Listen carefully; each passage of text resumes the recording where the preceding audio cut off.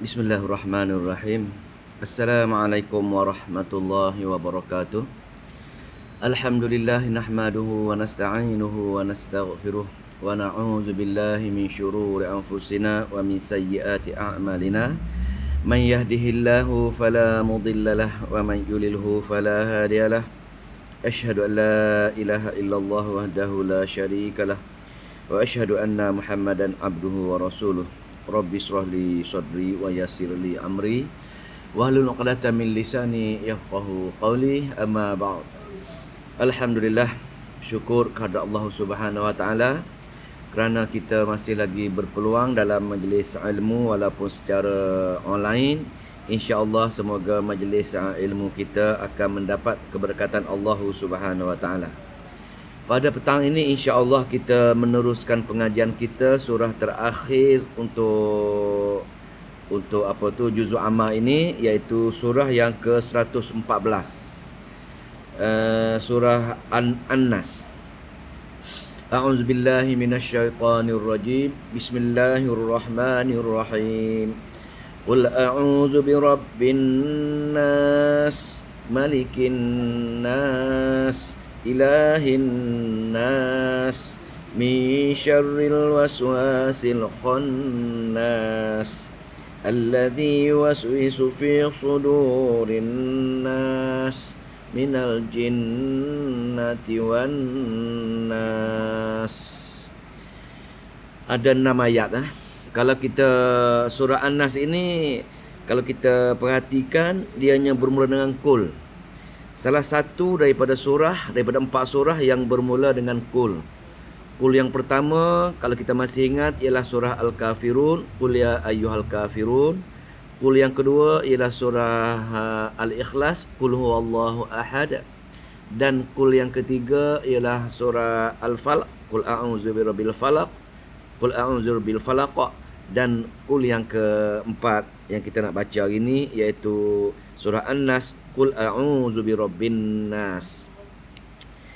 Hubung kait di antara kul ini perintah, ayat perintah supaya Allah bagi tahu, perintahkan Nabi kita untuk bagi tahu maknya supaya ikut perintah yang sama, iaitu kalau kita masih ingat lagi surah Al-Kafirun, perintah dari segi akidahnya supaya menafikan ada ilah-ilah yang lain.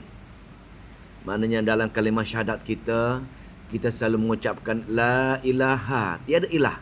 Tiada ilah yang lain, itulah Allah nukilkan dalam surah Al-Kafirun, iaitu sekiranya golongan-golongan kufur, iaitu mereka mensyirikkan Allah dengan menyembah, meminta bantuan dan pertolongan selain daripada Allah, maka memutuskan hubungan dengan mereka. Maka ayat lakum dinukum waliyadin, memandangkan kamu mensyirikkan Allah, kamu ada ilah-ilah yang lain, maka kamu ibadat kamu, menyembah ilah-ilah kamu, kami tetap dengan akidah kami, iaitu seperti mana kul yang kedua, Qul huwallahu ahad.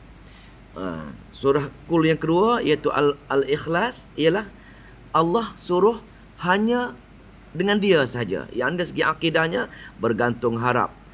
Kepada dia kita beribadat, pada dia kita minta bantuan dan pertolongan. Maka Allah nukilkan dalam surah Al-Ikhlas. Yang ni Allah namakan sifat-sifat dia. Qul huwallahu ahad, as-samad, lam yalid wa lam yulad wa lam yakul lahu kufuwan ahad. Maka itu merupakan sifat-sifat Allah yang kita kena pegang betul-betul untuk mengesahkan Allah, seperti mana dalam surah Al-Ikhlas, yakni menafikan ilah dalam surah Al-Kafirun dan ikut sebagaimana surah Al-Ikhlas. Dalam kul yang ketiga iaitu surah Al-Falaq yang kita tengok minggu lepas, setelah Allah perintahkan untuk mengikuti betul-betul akidah untuk mengesahkan Allah, tolak ilah-ilah yang lain, maka dalam tempoh ibadat, dalam tempoh untuk mentauhidkan Allah tersebut, adanya ujian-ujian. Kenapa? Pasal tujuan Allah jadikan kita atas muka bumi ini, di samping untuk beribadat kepada dia, yang kedua ialah untuk diuji. Banyak dalam ayat-ayat Al-Quran Allah jadikan kita ini untuk diuji.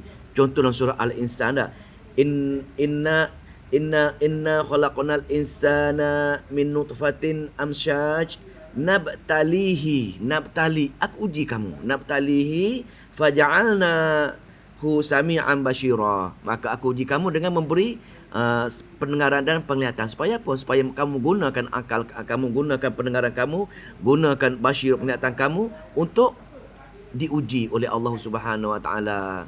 Begitu juga dengan ayat-ayat yang lain. Surah-surah, contoh surah Al-Mulk. Surah Al-Mulk, allazi khalaqal mauta wal hayata liyabluwakum. Liyabluwakum, untuk diuji juga. Maka banyak ayat-ayat Al-Quran Allah jadi kita untuk diuji. Jadi dalam memenuhi tuntutan ibadat, tuntutan kehidupan seharian, tuntutan dalam berakidah, tuntutan dalam berbuat amal, tidak lepas daripada diuji. Uji sama ada ujian kita berbentuk nikmat ataupun ujian berbentuk musibah. Dalam tempoh ujian inilah maka ketahanan kita, maka Allah sebut, maka Allah nak suruh kita berlindung dengan dia.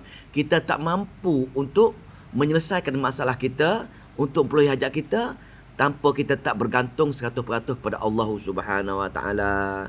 Maka atas faktor itulah dalam surah Al-Falaq Allah perintahkan kita supaya bergantung dengan dia sahaja. Yakni segala masalah-masalah dunia, segala masalah-masalah duniawiyah ataupun segala soalan lahir, maka Allah akan uji dalam bentuk kejahatan-kejahatan makhluknya, kejahatan-kejahatan sebelah malamnya, kejahatan-kejahatan tukang sihirnya, kejahatan-kejahatan hasad dengki bila dia berdengkinya. Itu bentuk-bentuk ujian daripada dunia. Maka hanya dengan Allah saja kita menyeru dia saja, bergantung dengan dia saja, baru kita boleh dapat menyelesaikan hajat kita, menyelesaikan masalah kita. Dan pada petang ini surah An-Nas. An-Nas ini ialah dia pun pergantungan juga. Bila diuji, Allah kata, wahai hamba, kalau kamu tak boleh menyelesaikan dengan diri kamu, dengan apa yang kamu ada, oleh itu kamu mesti menjadi hamba Allah yang bergantung kepada Allah saja.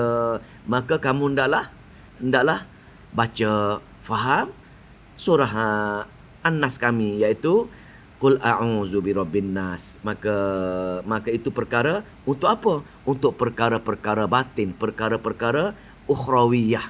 Maka kesimpulan di sini, surah perlindungan yang pertama Al-Falaq ialah untuk berlindung dengan Allah daripada kejahatan-kejahatan duniawi, kejahatan-kejahatan makhluk, kejahatan-kejahatan lahir.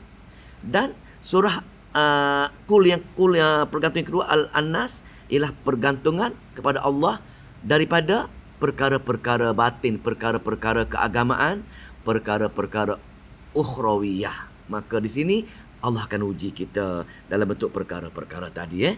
Maka dua surah dua surah perlindungan ini ialah Allah suruh Nabi kita amalkan sebelum tidur. Minggu lepas kita cerita dah, sebelum tidur pun kita kena baca 3 qul, bangun pagi pun kita kena baca 3 qul, zikir pagi pun ada, zikir petang pun ada, lepas solat pun kita kena baca juga pergantungan ini. Tak payah mencari perkara-perkara lain lagi, pasal Allah dah jelaskan kepergantungan dengan dia. Kenapa? Untuk menyelesaikan masalah kita daripada ditipu oleh perkara-perkara keagamaan, perkara-perkara akidah. Yakni kita tak faham berkenaan dengan perkara-perkara keagamaan, kita samar berkenaan dengan perkara-perkara yang berkait dengan amalan-amalan agama, kita samar perkara-perkara tu. Jadi bila kita samar, Allah nak suruh kita berlindung dengan dia saja. Jadi kita tengoklah bagaimana dalam surah An-Nas. A'udzu billahi minasyaitonir rajim. Bismillahirrahmanirrahim. Qul a'udzu birabbin nas. Qul apa dia qul? Katakan. Qul katakan, a'udzu birabbin nas. Wahai Muhammad, berlindung. Aku berlindung Rabbi dengan Tuhan apa? An-nas, Rabb, kepada Tuhan manusia. Maka Allah suruh kita berlindung dengan dia. Apa dia ni? Rabb. Rabb apa benda Rabb? Rabb ialah Tuhan, yang Allah yang mempunyai sifat dia apa? Sifat dia Rabb ini ialah penjaga dan pencipta dan pemelihara.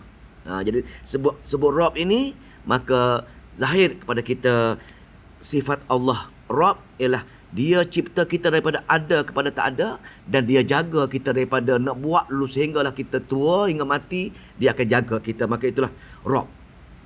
Rabb An-Nas, Tuhan manusia. Dalam Fatihah pun ada, dalam Fatihah pun ada juga Allah suruh kita memuji alhamdulillahi rabbil alamin. Segala puji bagi Allah Rabb, Allah yang cipta, Allah yang jaga, Tuhan sekalian alam. Itu untuk alam keseluruhan sekali. Yang ini dia khususkan untuk Tuhan manusia saja. Tuhan yang jaga manusia, bi rabbin nas. Maka di sinilah dipanggil rububiyah. Hanya Allah saja kita bergantung harap. Dia yang buat kita, jaga kita. Tidak ada makhluk-makhluk lain yang boleh buat daripada tak ada kepada ada. Dan tidak ada makhluk-makhluk lain selain daripada dia yang boleh jaga, pelihara kita daripada tidak sempurna kepada sempurna. Jadi, wahai hamba, memandangkan aku sahaja yang boleh cipta kamu. Aku sahaja yang boleh jaga kamu. Tidak ada makhluk-makhluk lain. Kenapa kamu tidak bergantung harap dengan aku sahaja? Itu dia punya ibrah dia. Maka Allah nasuh kita bergantung harap dengan dia saja, daripada kita ada ilah-ilah yang lain, seperti mana dalam surah Al-Kafirun tersebut, iaitu orang Arab ini ada ilah-ilah yang lain. Perkara besar Allah, perkara-perkara kecil dia menyeru jin-jin, wali-wali dan juga malaikat-malaikat untuk ada sebarang hajat dan ada sebarang masalah. Maka Allah nafikan perkara tersebut. Tidak ada ilah. Aku saja ilah, iaitu sifat aku ialah Rabbin nas. Tuhan penjaga kepada manusia. Pertama, sebelum saya nak cerita, dalam surah Al-Falaq berhubung dengan masalah-masalah duniawiyah, masalah-masalah manusia, masalah-masalah dunia ini. Dalam surah Al-Falaq hanya Allah nyatakan satu saja sifat dia, iaitu Rabbul Falaq. Qul a'udzu birabbil falaq. Hanya Rabbul Falaq saja boleh menyelesaikan segala masalah-masalah dunia dia. Banyak daripada kejahatan makhluk, daripada kejahatan malam yang gelap, daripada kejahatan-kejahatan tukang sihir, daripada kejahatan-kejahatan orang hasad dengki, memadai dengan hanya satu sifat Allah saja, ini Rabbul Falaq.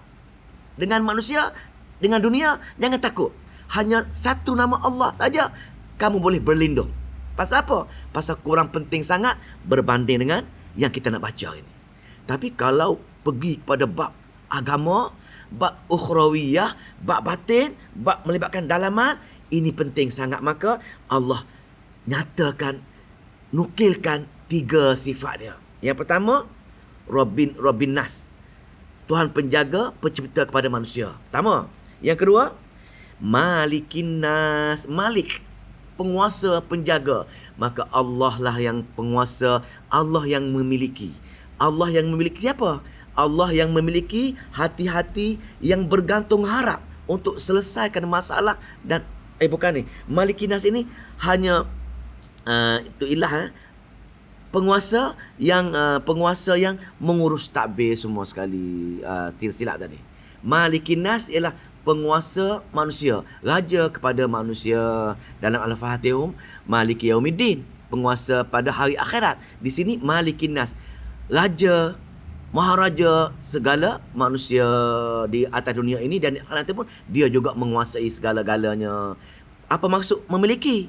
Raja ini memiliki ilah, dia yang urus takbir. Dia manage semua manusia ini. Rezeki kita, sakit kita, sihat kita, susah kita, semua sekali di bawah urus takbir Allah Subhanahu Wa Taala. Tidak ada orang lain. Pasal apa? Pasal dia saja yang maliki, yang maha kuasa, maha raja dia ini. Maka wahai hamba, tidak ada penguasa yang boleh memiliki dan mengurus takbir kamu semua wahai manusia, melainkan aku saja. Tidak ada ilah-ilah yang lain. Wahai hamba, kenapa kamu nak bergantung harap kepada ilah-ilah yang lain? Bukan hanya tumpu hati kamu kepada bergantung harap kepada aku saja yang memiliki dan urus tadbir kamu. Dah dua dah sifat Allah.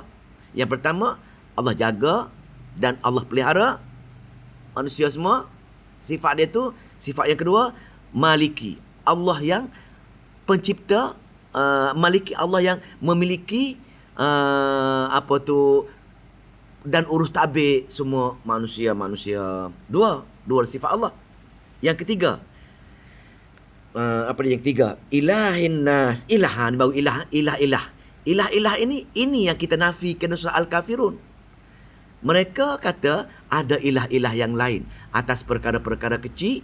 Allah bagi kuasa kepada berhala dia, roh-roh wali-wali keramat ke, roh-roh apa-apa roh, jin ke, malaikat ke. Lepas tu dia menyeru ilah-ilah tersebut. Jadi orang Melayu tak faham ilah. Ilah ini Tuhan lah. Kalau kita ni Tuhan.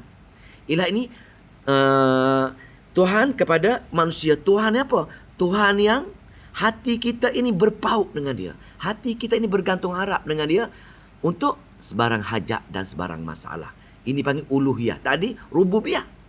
Menjaga, mencipta. Ini pautan hati. Pautan hati kaitan dengan hati yang ni dengan dia sahaja kita ibadah. Iyyaka na'budu wa iyyaka nasta'in. Hanya kepadamu sahaja ya Allah aku beribadat.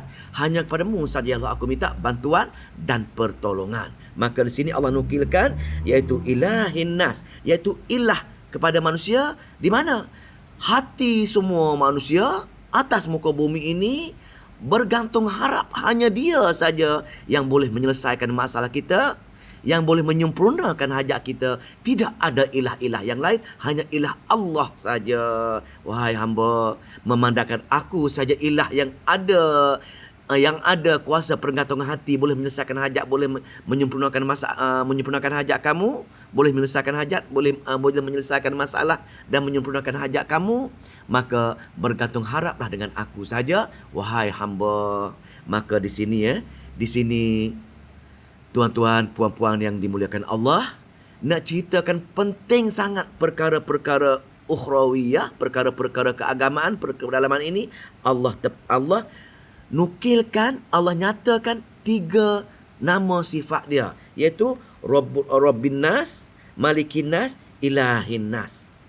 Allah pencipta, Allah penjaga, Allah memiliki dan urus tadbir, dan last sekali Allah ilah. Ada hajat, ada masalah, hanya dia saja tempat hati semua manusia bergantung harap. Maka dengan 3 sifat Allah untuk apa? Dulu 1 sifat Allah untuk menjaga 4 kejahatan, 4 keburukan. Tapi bila berkaitan dengan perkara agama, perkara-perkara ukhrawiyah, maka di sini Allah kata 3 sifat dia untuk bergantung, menyelesaikan min syarril waswasil khannas, daripada kejahatan ataupun keburukan al-waswas, bisikan-bisikan khannas, syaitan khannas. Di sini jelas betapa pentingnya perkara-perkara keagamaan, pentingnya perkara-perkara dalaman, perkara-perkara batin. Maka Allah gunakan 3 sifat nama dia untuk supaya kita bergantung dengan 3 sifat dia untuk menyelesaikan masalah kita daripada terkena kejahatan, daripada bisikan syaitan syaitan khannas ini. Dalam diri kita ini ada 2 bisikan, 1 bisikan malaikat, 1 bisikan syaitan. Kita akan tengok sekejap lagi. Maka bisikan dalam khannas ini. Apa dia khannas? Dalam hadis Nabi dalam Nabi katakan khannas ini ialah khannas ini ialah syaitan yang bila kita ingat Allah dia datang, bila kita ingat Allah dia lari, bila kita lupa Allah dia datang. Itu maksudnya. Maksud al-khannas ini ialah syaitan yang tenggelam timbul, syaitan yang masuk dan keluar. Bila kita ingat Allah, bila kita berzikir dengan Allah, maka dia akan keluar jauh-jauh. Kita lupa saja kepada Allah, lupa saja berzikir, Keluar saja majlis ilmu, maka dia akan datang dekat-dekat. Itu khannas. Syaitan yang tenggelam timbul. Maka di sini dia inilah yang selalu membisikkan kepada kita syaitan yang tenggelam timbul ini. Maka saudara-saudara yang dimuliakan Allah, maka di sinilah syaitan amat-amat Allah jaga supaya kita dijauhi daripada bisikan syaitan. Maka Allah suruh kita berlindung dengan 3 sifat dia, iaitu qul a'udzu birabbin nas, malikin nas, ilahin nas, untuk menyelamatkan kita daripada bisikan jahat syaitan al-khannas ini. Tapi kita tak pernah takut lah dengan bisikan syaitan. Kita tak pernah takut. Pasal apa? Pasal kita bukan rasa dia musuh kita. Sedangkan kalau orang yang selalu bertadabbur Al-Quran, memahami Al-Quran, jelas. Banyak dalam Al-Quran Allah mengatakan syaitan adalah musuh yang nyata. Tapi kamu saja menganggap dia bukan musuh kamu. Kita tak nampak bisikan-bisikan itu adalah syaitan bersama-sama kita. Dalam surah apa? Surah Yasin. Alam ahad ilaikum ya bani Adam alla ta'budu syaitan innahu lakum aduwwum mubin. Allah perintahkan, wahai anak Adam, Allah perintahkan, jangan kamu sembah, jangan kamu berbuat baik, jangan kamu ikut bisikan-bisikan syaitan. Pasal apa? Dialah musuh yang nyata tadi. Tapi memandangkan kita tak tahu dia musuh nyata. Pasal apa? Pasal kita tak memahami ayat-ayat yang semacam ini. Contohlah bila kita rasa letihnya nak solat zuhur, sedangkan orang dah azan di masjid surau. Kita duduk surat ke rumah, letihnya aku solat kat rumah lah. Maka itulah bisikan khannas. Kita tak rasa, apa salahnya kita rasa sekarang sempat lagi. Nampak tak? Inilah bisikan-bisikan untuk kita tidak menyegerakan kebaikan. Itulah khannas. Dan bisikan-bisikan yang membisik kita supaya menyegerakan kebaikan, itulah bisikan-bisikan malaikat. Jadi al-khannas ada, malaikat lari, malaikat ada, khannas lari. Jadi cara dia, kita kena berikhtiar. Berikhtiar bagaimana cara supaya kita duduk mengingati Allah dalam majlis-majlis ilmu. Jadikan suasana pejabat kita, suasana kedai ke, suasana di mana-mana saja ada menyampai ayat-ayat Quran ataupun sunnah-sunnah Nabi. Pasal apa? Itulah majlis ilmu. Bila majlis macam ini, syaitan akan lari. Dalam hadis juga adalah hadis juga, bila muazzin menyuarakan azan, maka syaitan akan lari. Pasal apa? Pasal ada menyebut kebesaran Allah ketika itu, maka dia lari sekejap. Maka lepas tu dia datang balik untuk membisik kita supaya lalai leka kita sedang solat. Itulah dia punya kejahatan, kelicikan al-khannas. Tetapi kita tidak tahu sebenarnya, kita tidak tahu kewujudan dia dalam diri kita. Pasal apa? Pasal syaitan ini tugas dia memandang baik, menghalang kita daripada buat perkara-perkara kebaikan, dan menampakkan baik apa-apa keburukan yang kita buat. Innahu la yasunnahun sabil wa yahsabuna annahum muhtadun. Mereka menghalang pada buat kebaikan dan memandang baik apa-apa keburukan yang kita buat.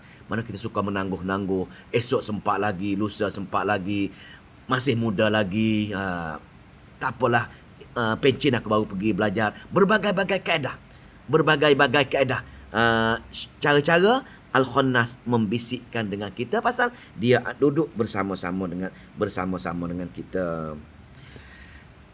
Saudara-saudara yang dimuliakan Allah, maka ini pentingnya berlindung daripada bisikan-bisikan ini, yang seluruh penghidupan kita dipengaruhi oleh bisikan-bisikan bila kita menjauhi daripada Allah Subhanahu Wa Taala. Yang keseterusnya, bagaimana cara khannas ini membisikkan? Pasal dia akan datang bila kita tidak baca ayat-ayat wahyu Allah. Bila kita tidak duduk majlis ilmu, dia akan datang dengan kita. Cara mana? Tengok Allah nukilkan, allazi yuwaswisu fi, dia membisikkan perkara-perkara kejahatan tadi, fi sudurin nas. Sudur ni dada sebenarnya, qalbi hati kan. Tapi kenapa dia buat sudur sini? Pasal nak ceritanya betapa sesaknya dada kita ini. Penuh. Walaupun dalam hati kita ni, dia bisik hati sampai penuh. Sampai ke dada dia, bisikan-bisikan dia nak keluar. Betapa ketara sangat. Betapa berat sangat. Betapa busuk sangat bisikan-bisikan syaitan menyebabkan kita lalai leka. Kita ikut dia bila bertembung dengan arahan Allah, maka kita ikut arahan dia. Maka ketika itulah maka kita, hati kita penuh, dada kita penuh dengan bisikan-bisikan dia. Bisikan sudut, bisikan dada manusia tersebut dipenuhi dengan dia. Dah, itulah bisikan-bisikan dia. Dalam ayat Al-Quran, tuan boleh tengok nantilah balik lepas-lepas ni kan, tengok surah Az-Zukhruf. Tengok surah Az-Zukhruf, nak ceritanya bagaimana syaitan ini tukang membisikkan kita. Tuan tengok ayat 36 surah Az-Zukhruf. A'udzubillahi minasyaitonirrajim. Bismillahirrahmanirrahim. Wa may ya'shu an dzikrir rahman nuqayyid lahu syaitana fahuwa lahu qarin. Wa may ya'shu, sesiapa yang tidak mengambil pengajaran daripada kitab Tuhan Rahman, yakni Al-Quran lah. Al-Quran ke ataupun surah Nabi ke, apa-apa saja yang berkaitan dengan ilmu agama, tak ambil pengajaran ini, tak beramal dengan dia, menangguhkan dia, anggap tak memberi kepentingan, tak bagi prioriti, maka nuqayyid lahu syaitana, Allah akan letak nuqayyid lahu syaitana, seekor syaitan bersama-sama dalam hati kita ini. Tengok tadi. Lepas tu dia boleh yuwaswisu fi sudurin nas, dia akan membisik kita dalam hati kita. Hati kita ini pasal apa? Pasal kita tak ambil pengajaran daripada ayat-ayat Allah, tak nak bertadabbur ayat-ayat Allah. Lepas tu, wa may ya'shu an dzikrir rahman nuqayyid lahu syaitana, sesiapa yang tak nak ambil pengajaran daripada ayat-ayat Al-Quran, yakni Tuhan Rahman, maka Allah akan hadiahkan seekor syaitan dengan dia. Nampak tak? Syaitan, apa tugas dia? Fahuwa lahu qarin, menjadi teman setia. Tugas dia menjadi teman setia kita. Teman setia anda dah dalam TV, iklan TV dah. Teman setia anda. Kita leka dengan program-program drama TV Korea. Itulah sebenarnya teman setia anda. Syaitan yang membisikkan apa-apa saja kerja yang menjauh sangat kita dengan Allah Subhanahu Wa Taala. Itulah bisikan-bisikan syaitan. Tapi kita tak nampak. Pasal apa? Kita tak bertadabbur yang memahami ayat yang syaitan musuh yang nyata, tapi kita rasa dia fahuwa lahu qarin, menjadi teman setia. Halus sangat dia bisikkan kepada kita. Sebab itu dalam sunnah kita hendaklah amalkan zikir pagi, zikir petang amat dituntut, amat dituntut. Sebagai contoh nak berlindung daripada syaitan ini, apa dia tu? Allah lupa. A'udzubika min nafsi. Apa dia? Lupa. Allahu akbar.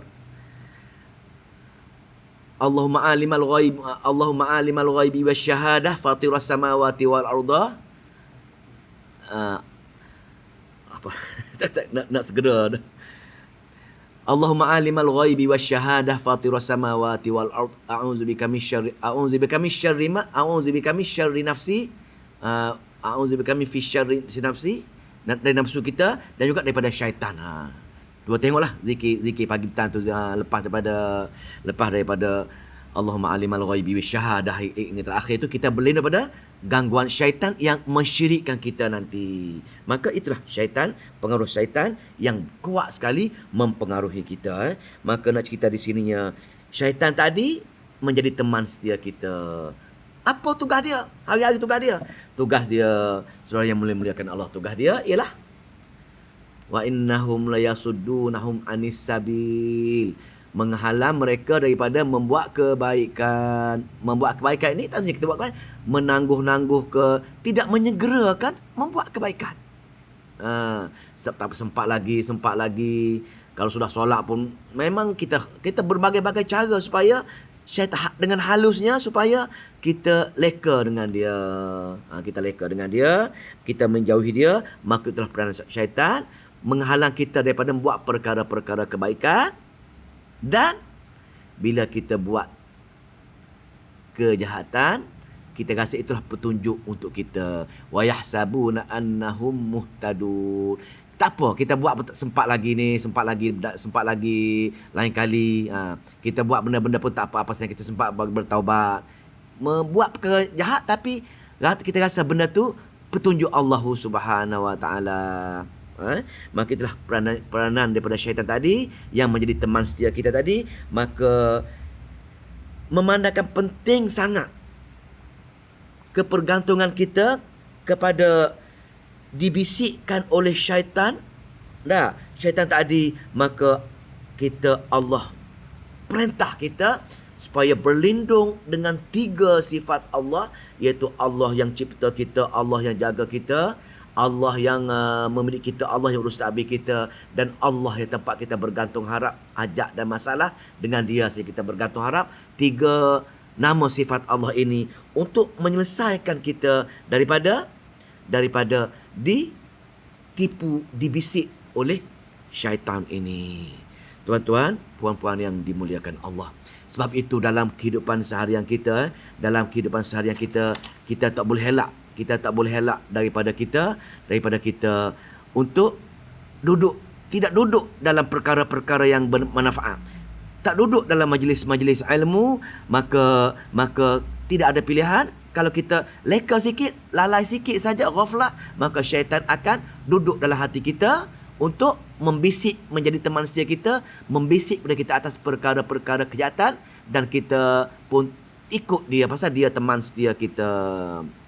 Maka bila kita dah tengok perkara-perkara ini, seolah-olah wahai Allah yang memiliki sifat Rabb, wahai Allah yang memiliki sifat Al-Malik, wahai Allah yang memiliki sifat Ilah Hinnas, maka aku berlindung dengan satu keburukan daripada bisikan-bisikan syaitan saja, untuk wahai Allah, kamu lindungi aku daripada bisikan-bisikan, daripada perbuatan jahat oleh syaitan ini. Maka di sini Allah jelaskan perangai syaitan supaya kita berlindung dengan dia. Maka kena ingat atas faktor inilah kita kena istiqamah. Sebelum tidur kita kena baca 3 kul pasal dia kembar ini. Al-Falaq dan An-Nas dia kembar. Al-Ikhlas, Al-Falaq, An-Nas, surah yang kembar kita kena baca pagi. Nak tidur kita akan baca dia. Zikir petang kita baca, zikir pagi pun kita baca dia. Zikir lepas solat pun kita baca. Ini antara fadilat dia. Maka yang Nabi amalkan, sahabat amalkan, pasal apa? Allah perintahkan banyak sekali fadilat dia untuk kita menyelesaikan masalah akidah kita, menyelesaikan masalah-masalah kesamaran kita mengenai ajaran Islam yang benar, ajaran Islam yang suci. Kalau tidak, kita samar. Yang mana satu benar, yang mana satu tidak benar. Yang mana satu betul-betul Nabi buat, kita pun tak apa salahnya kita buat perkara yang benar baik.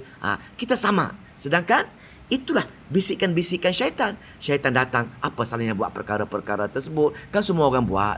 Itulah liciknya syaitan. Pasal apa? Kita menjadi teman setia dia. Lepas tu, itulah licik syaitan yang berjaya mengubah dalaman kita. Mengubah hati kita ini. Ini yang kita takut. Tetapi kebanyakan manusia tak takut. Kenapa? Manusia lebih takut syaitan yang dia nampak. Ada yang nampak. Ada syaitan yang mengusik-ngusik kita. Kita panggil hantu. Hantu dah. Hantu polong. Takut kita tu. Dengar suara mengilai pokok, kita tak cukup tanah, kita lari. Dah. Dengar cerita ada hantu raya dekat kampung kita tutup pintu tak keluar malam. Dengar cerita di mana di Kuala Selangor, hantu yang ketuk pintu itu, satu keluarga kita berkumpul cari berbagai-bagai bomoh untuk tangkap hantu tersebut. Pasal apa? Dia tak faham konsep. Hantu tu sebenarnya sekadar mengusik kita saja. Tak kira lah hantu polong, hantu pocong, hantu raya, hantu hala, apa-apa jenama brand yang mana syaitan ni menamakan. Betul-betul hantu tadi dia namakan supaya manusia sesat. Tapi bentuk-bentuk syaitan yang macam itu, dia dah cacat sebenarnya. Dia tak ada kuasa untuk membisik. Iblis, yang ni ketua dia, ketua iblis yang tak mati ni, iblis yang minta dengan Allah panjangkan umur hingga kiamat baru dia mati tu, dia tak pakai ni. Tugas dianya cuma mengusik manusia, mengganggu manusia supaya manusia takut dengan dia saja. Dalam kisah tafsir, dalam kisah tafsir, dua syaitan ini Allah ceritakan, ahli tafsir ceritakan bahawasanya setiap syaitan yang berjaya mengubah ataupun mencerai-beraikan manusia bergaduhkan di antara satu sama lain, memutuskan silaturahim, memutuskan hubungan dengan antara suami isteri, memutuskan hubungan di antara adik-beradik, maka dia berjaya. Maka iblis tadi akan memakaikan tengkolok anugerah. Kalau macam kita sekarang ini, raja bagi pingat, pasal dia berjasa, dia berbakti. Begitu juga dengan syaitan-syaitan yang berjaya menjadi teman setia kita itu, yang berjaya membisik pada kita tadi. Iblis akan memakaikan tengkolok, memberi pingat, datuk ke Tan Sri ke, kalau kita lah, kalau dari kehidupan kita ni, kepada syaitan dia. Tapi syaitan dalam bentuk hantu jembalang yang mengusik kita, hal yang kita takut sangat ini, dianya iblis tak pakai pun. Dia setakat orang cacat. Iblis yang cacat. Pasal apa? Dia tidak ada kuasa nak membisikkan perkara-perkara percanggahan akidah. Perkara-perkara yang menyebabkan kita buat perkara-perkara bid'ah. Yang tak mampu nak mengubah kita buat perkara-perkara syirik. Dia sekadar ketawa, menangis, menakut kita, tunjuk mata merah, tunjuk gigi taring yang tajam, tunjuk kepala banyak, tunjuk diikat kepala ekor, lompat-lompat tengah malam ke. Itu je. Kita pun takut dengan dia. Jadi pasal apa? Pasal manusia samar. Pasal apa samar? Manusia tidak bergantung dengan surah An-Nas.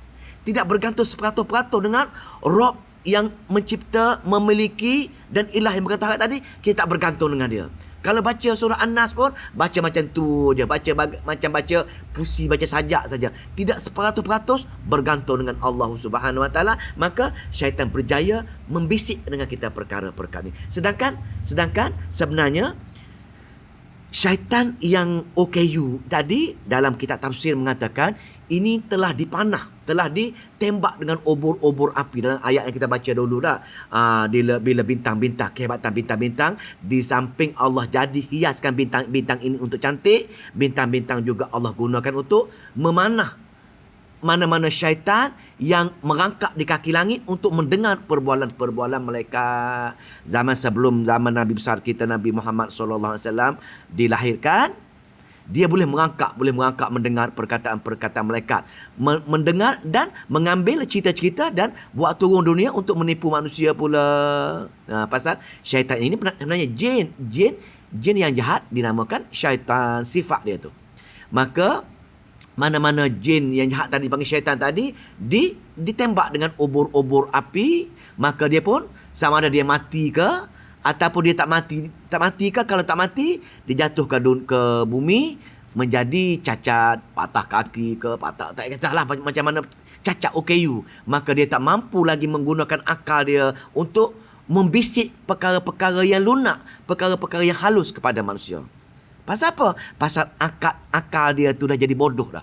Akal dia macam manusia kena stroke, dia putus wire. Putus satu wire tu, dia dah tak cekap nak menipu manusia, nak menggunakan bahasa-bahasa yang amat halus untuk menjadi manusia berkawan dia. Dia hanya sekadar menipu manusia dari segi menakutkan manusia saja. Dia jatuh ke bumi, maka dia menjelma, maka dia menjelma dalam berbagai-bagai bentuk yang dinamakan oleh kawan-kawan jin, kawan-kawan syaitan tadi. Maka manusia pun menamakan dia lah. Manusia yang mana? Manusia yang berkawan dengan syaitan tadi. Maka manusia pun memuja dia lah, membela dia, bela hantu raya, bela hantu jembal, bagi hantu lagi. Pasal apa? Manusia menjadikan jin dan bentuk syaitan yang cacat ini menjadi kawan dia. Ada tangkap jin. Jin tu lah tu. Tangkap jin. Mana yang boleh tangkap tu? Jin-jin yang lemah lah. Jin-jin yang lemah lah. Dia berbaik dengan jin. Sedangkan kalau tuan-tuan tengok surah jin, surah jin ayat yang ke-6. Ayat yang ke-6 surah jin, Allah jelas cerita, jelas surah jin ayat yang kena jelas. Dia kata pelik manusia ini. Jin ini bila manusia nak berbaik dengan dia, manusia nak berbaik dengan dia, maka jin ini akan besar. Jin ini maknanya bila manusia bergantung harap dengan dia, nak menumpang dia, memuji dia atau memaki dia sekalipun, dia menjadi berkuasa. Tapi kalau manusia menggunakan ista'id a'udzubillah atau bismillah, maka dia selemah menjadi seolah seekor lalat. Maka amat senang kita berlawan dengan dia. Tapi manusia selalu takut dengan dia. Manusia menjadikan jin sebagai kawan dia. Banyak sekarang ni. Banyak sekarang ini golongan guru-guru, tak kira lah, guru-guru ke, bomoh ke, ustaz sekalipun, kalau kerja dia menangkap jin ke, kerja berbaik dengan jin, menggunakan jin untuk menangkap jin lain, dia termasuk golongan orang yang berkawan dengan. Kena hati-hati kena berkawan. Sedangkan jelas sekali surah Al-Jin, tak boleh. Tidak ada satu ulama besar, tidak ada satu sahabat pun yang nak berbaik dengan ambil pertolongan dengan jin-jin ini. Jin pun yang jin yang beriman pun dia heran. Aku heran tengok manusia ni, kenapalah manusia nak berbaik dengan sekumpulan jin? Kenapa dia nak mengambil peluang dengan sekumpulan jin, sedangkan jin itu hanya menipu dia, maka jin menambah kekufuran dengan dia. Bukan nak tolong dia. Jin tadi akan menambahkan kekufuran kepada manusia tersebut. Kena ingat perkara-perkara ni, kita kena hati-hati bila kita bertadabbur ayat-ayat Allah. Perkara-perkara berkaitan dengan jin ini, insya-Allah kita akan tak lagi bergantung dengan dia, hanya semata-mata bergantung kepada Allah Subhanahu Wa Taala saja. Maka di sini, siapa dia jin syaitan ini dah jelas Syaitan yang berjaya menggelecek akal kita itu syaitan yang diberi anugerah oleh iblis tadi. Itu yang kita perlu takut. Syaitan jin sebenarnya yang mengusik-ngusik itu, dia tak ada kuasa apa. Dia pun sekadar dunia saja. Dia tak mampu nak ambil perkara akidah untuk kita. Maka siapa dia? Minal jinnati wan nas. Syaitan tadi daripada golongan jin dan daripada golongan manusia. Ada golongan jin dan ada golongan manusia. Golongan jin dia tak nampak, golongan manusia yang nampak. Kenapa kita panggil syaitan juga dengan dia? Pasal perangai jahat syaitan melekat dengan dia.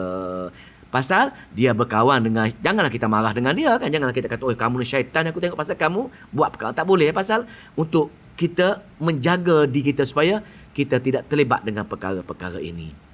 Jadi sama ada yang nampak jin tadi daripada dengan manusia tadi, maka dua-dua perkara itulah, jin syaitan dengan jin ataupun syaitan manusia, itulah yang jahat semua. Maka inilah yang Allah suruh kita berlindung dengan perkara-perkara ini, jin. Maka dua-dua gandingan jin yang nampak, jin yang tak nampak, dengan syaitan jin yang tak nampak, dengan syaitan manusia yang kita nampak, dia berpakat dengan nafsu kita yang kita berlindung tadi. Maka tiga gabungan ini menyebabkan kerosakan akidah kita. Sebab itu Allah tekankan sangat Nabi amal, sahabat amal surah 3 kul ini untuk kita berlindung. Pasal apa? Bila kita biarkan syaitan, kita berlindung dengan Allah Subhanahu Wa Taala, dia menjadi teman setia kita, maka gabungan ketiga-tiga tadi menyebabkan akidah kita rosak. Bila akidah kita rosak, kita samar. Kita tak tahu mana satu perkara sunnah, mana satu perkara bid'ah, mana satu perkara tauhid, mana satu perkara syirik, mana satu perkara dunia, mana satu perkara akhirat. Maka kita menggunakan dunia ini dengan sepuas-puasnya. Kita lupa ikhtiar nak pergi ke hari akhirat. Atas tiga perkara tadi kita samar. Pasal apa samar? Pasal kita tidak bergantung harap dengan Allah. Kita tidak beramal dengan ayat-ayat Anas macam ini, kita lalai leka. Maka insya-Allah bila kita dah jelas hari ni Al-Falaq, kita dah belajar, kita bergantung dengan perkara-perkara dunia daripada perkara-perkara kejahatan dunia, dan Anas kita dah baca dah, kita hanya bergantung dengan nama sifat Allah yang tiga tadi untuk kita dijauhkan daripada bisikan-bisikan syaitan tadi. Insya-Allah akidah kita jelas. Kita tak sama lagi dengan perkara-perkara tauhid. Kita tak sama lagi dengan perkara-perkara sunnah. Kita memberi ikhtiar kita untuk pergi ke hari akhirat. Dunia ini sebagai cubaan sahaja. Tuan-tuan, puan-puan yang dimuliakan Allah. Maka untuk pengakhirannya, untuk menyelamatkan kita dari rosak keagamaan, untuk menyelamatkan kita daripada rosak keagamaan, sama ada rosak akidah ke, rosak amalan ke, maka kita perlu berjuang. Berjuang selalu untuk berada dalam suasana mengingati Allah. Pasal apa? Syaitan tadi tak boleh masuk. Syaitan khannas ini tak boleh masuk kalau kita mengingati Allah. Maka kita perlu berikhtiar menjadikan diri kita ini berjuang untuk selalu dalam majlis-majlis untuk mengingati Allah dan mengingati Rasulullah. Maknanya selalu baca ayat-ayat Allah, selalu bertadabbur ayat-ayat Allah, selalu berzikir, duduk dalam majlis ilmu, sama ada cerita bab Al-Quran ke, sama cerita bab sunnah Nabi ke, maka dalam suasana ini khannas akan tak boleh masuk lah. Bila dia keluar lah jauh, maka ketika itulah ilham daripada malaikat tadi akan masuk membisikkan kita perkara-perkara kebaikan. Sebab itu malam-malam bila kita nak tidur, kita baca ayat kursi, kita baca 3 kul kan? Kita baca 3 kul, maka kita apa jadi? Malaikat seolah-olah malaikat ada bersama-sama kita, seolah satu selimut dengan kita sehingga pagi malaikat dengan kita. Pasal apa? Pasal khanas dah lari. Pasal apa lari? Pasal kita telah baca surah An-Nas, surah yang kita bergantung 3 sifat Allah ini untuk berlindung dengan khannas tadi. Maka syaitan khannas lari jauh-jauh. Maka bila lari jauh-jauh, maka malaikat akan ganti tempat khannas tadi, duduk kita seolah duduk satu selimut dengan kita. Mereka berjuang duduk dalam selalu majlis ilmu untuk mengerti Allah Subhanahu Wa Taala. Kita duduk suasana belajar sepanjang masa. Belajar hingga tua kita kena belajar duduk majlis ilmu, terutamanya belajar tadabbur Al-Quran. Pasal apa? Bila kita ambil pengajaran Al-Quran, Allah tak akan letakkan syaitan korin tadi. Maka belajar, kita mengajar, dan syaitan tak boleh berbisik lagi. Atas faktor itulah penutup kita kita nak tengok surah apa? Surah yang Allah kata, surah Wal Asri, surah Al-Asr. Dan wahai manusia, kamu dalam kerugian kecuali kamu orang beramal soleh dan orang yang berpesan-pesan dengan watawasau bil haq watawasau bis sabr. Orang yang selalu berpesan-pesan dengan apa? Dengan hak. Apa dia? Mana selalu berpesan dengan perkara kebenaran. Tidak ada kebenaran sehebat kebenaran Al-Quran. Tidak ada kebenaran sebenar-benar Al-Quran. Orang yang selalu membincangkan bab Al-Quran, mengajar Al-Quran, belajar Al-Quran, bincangkan bab, yakni bertadabbur ayat-ayat Allah, beramal dengan ayat-ayat Allah. Inilah orang yang selalu berpesan kepada kebenaran. Benar. Dan apa lagi? Orang yang sabar dalam sabar. Orang yang berpesan-pesan dengan kesabaran. Apa dia berpesan-pesan dengan kesabaran? Sehingga dia mati pun dia sabar. Penat ke, letih ke dalam berjuang ayat-ayat Allah ini, dia tetap istiqamah.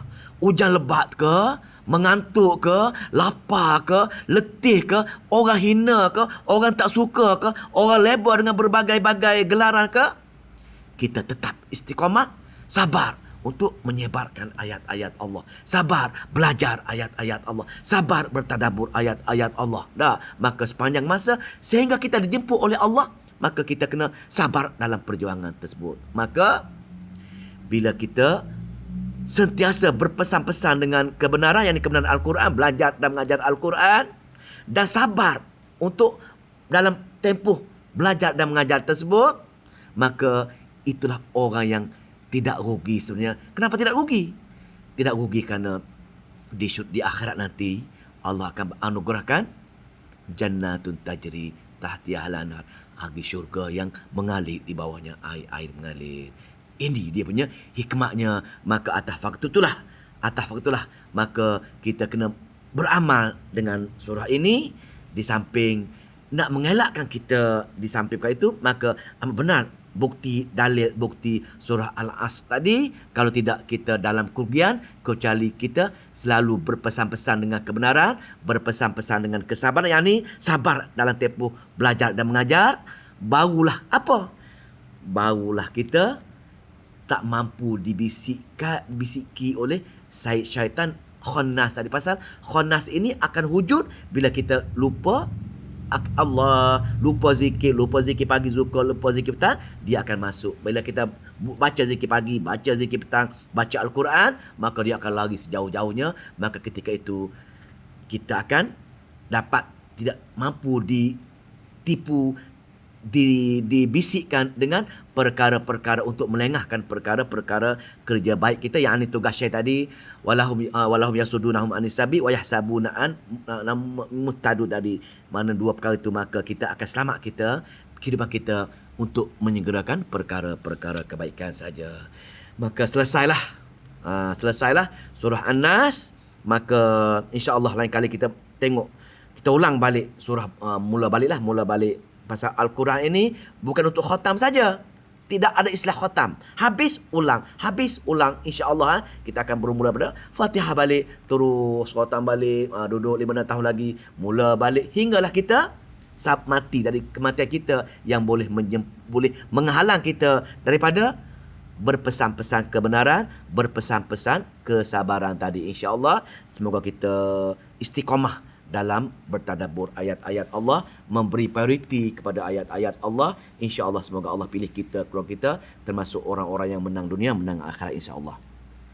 A'udzubillahi minasyaitonirrajim. Bismillahirrahmanirrahim. Allahumma salli wa sallim ala nabiyyina Muhammad. Allahumma faqihna fi din wa 'allimna ta'wil wahdina ila sawa'is sabil. Allahumma fiqna lima tuhibbu wa tarda waj'al akhiratana khairan minal ula. Radina billahi rabbil islami dina wa bi Muhammadin sallallahu alaihi wasallam nabiyya. Rabbana atina fid dunya hasanah wa fil akhirati hasanah wa qina azabannar. Walhamdulillahi rabbil alamin.